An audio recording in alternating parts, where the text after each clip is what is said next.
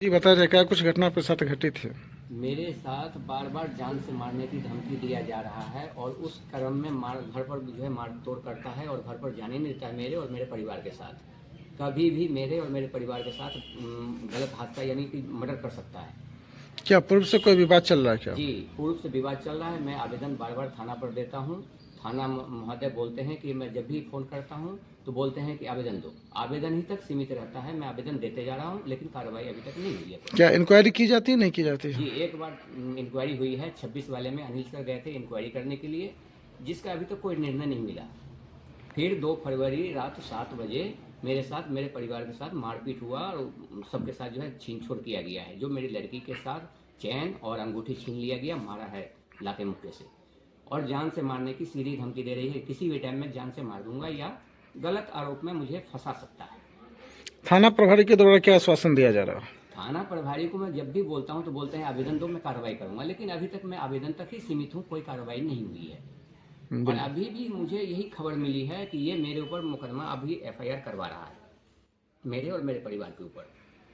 या तो अब बताया जाए श्रीमान कि मैं यहाँ रहूँ या मैं यहाँ से चला जाऊँ, क्योंकि यहाँ रहने में मैं असुरक्षित हूँ। अगर थाने से कोई ठोस कदम नहीं उठा जाते तो फिर आपका अगला कदम क्या होगा? अब मैं श्रीमान एसपी साहब से मिलना चाहता हूँ, उनसे ही मैं निवेदन करके और रिक्वेस्ट करूँगा कि अब वो न्याय क्या देते हैं।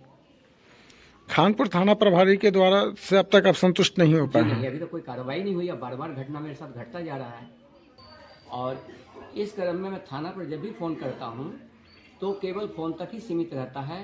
ऐसे में मैं और मेरा परिवार बिल्कुल असुरक्षित है। कभी भी मेरे साथ घटना घट सकती है। इस दरमियान अगर मेरे या मेरे परिवार के साथ कोई भी घटना घटती है तो इसके जिम्मेवार खानपुर थाना के प्रभारी होंगे, क्योंकि ये जो है बार बार फ़ोन तक ही सीमित है और मेरे ऊपर गलत आरोप में कभी भी फंसा सकता है विपक्षी, और नहीं तो मेरा मर्डर कर सकता है या मेरे परिवार का। इससे पहले जब आप आवेदन दिए थे उस आवेदन के इंक्वायरी के बाद क्या मामला हुआ था?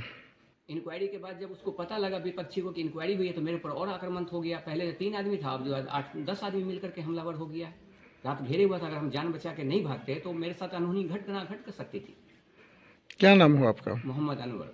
पिता का नाम? स्वर्गीय अब्दुल गफ्फार। घर? ग्राम शाहपुर, थाना? खानपुर, जिला? समस्तीपुर।